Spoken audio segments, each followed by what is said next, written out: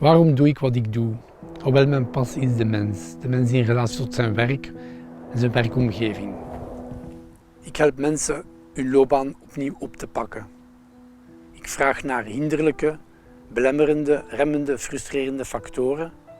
Mijn aandacht gaat daarbij eerder naar wat nog wel kan dan naar wat niet meer kan. Naar kansen, naar mogelijkheden. Die factoren die kunnen van fysieke of psychologische of relationele aard zijn, of beide.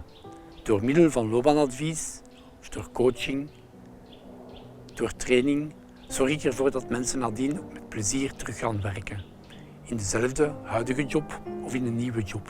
Ik vind de elastiek een heel goede manier om uit te leggen wat stress is. Stress is spanning. Dat is de letterlijke vertaling van spanning.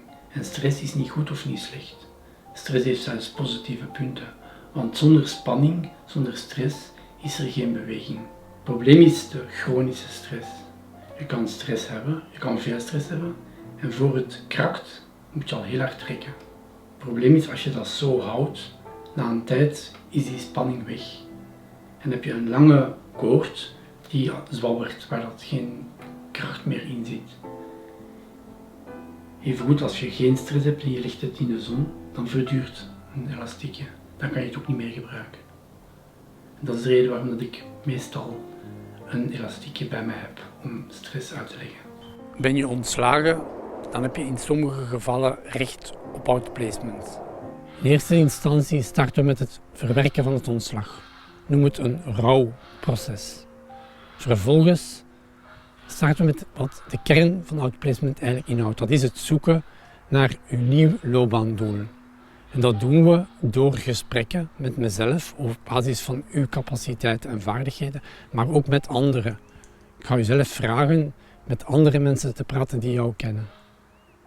Eens het loopbaandoel bepaald en dat duidelijk is, kunnen we starten met het zoeken naar ander werk. Of in geval van een zelfstandige activiteit help ik u bijvoorbeeld met het opstellen van een businessplan. Goedemiddag, mijn naam is Dr. Herman Kolpijn. Ik ben werkzaam in het Medisch Huis De Schalk in Willebroek.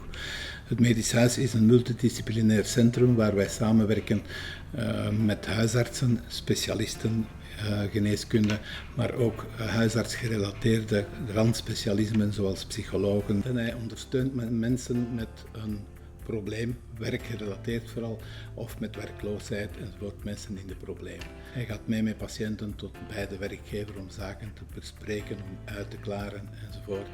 Op dat gebied zijn engagement is fantastisch en de resultaten die hij boekt en de respons die wij krijgen van patiënten zijn daar ook zeer goed in. Ik zou Paul absoluut aanbevelen aan andere mensen in dezelfde situatie zoals ik 3 jaar geleden zat.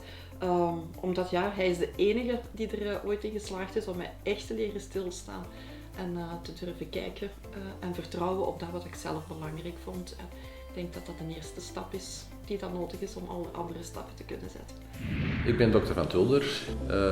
Paul is nogal een apart iemand, maar dat hij gerust wel eens met de patiënt in het bos gaan wandelen, van een eerder ontspannen omgeving de patiënt op zijn gemak te stellen en zodoende dat hij toch op zijn manier dan meer te weten komt over de eigenlijke problemen van de patiënt.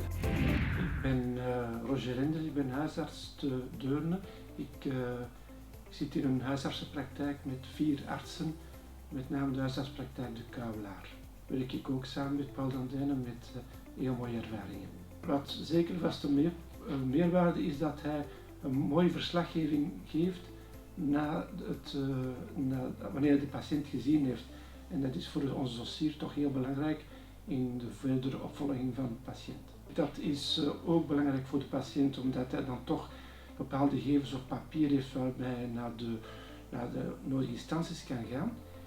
Dat is ook belangrijk voor de huisarts omdat hij iets op papier heeft waarbij hij de patiënt kan verdedigen tegen bijvoorbeeld ziekenfondsadviseurs of controleartsen of zo.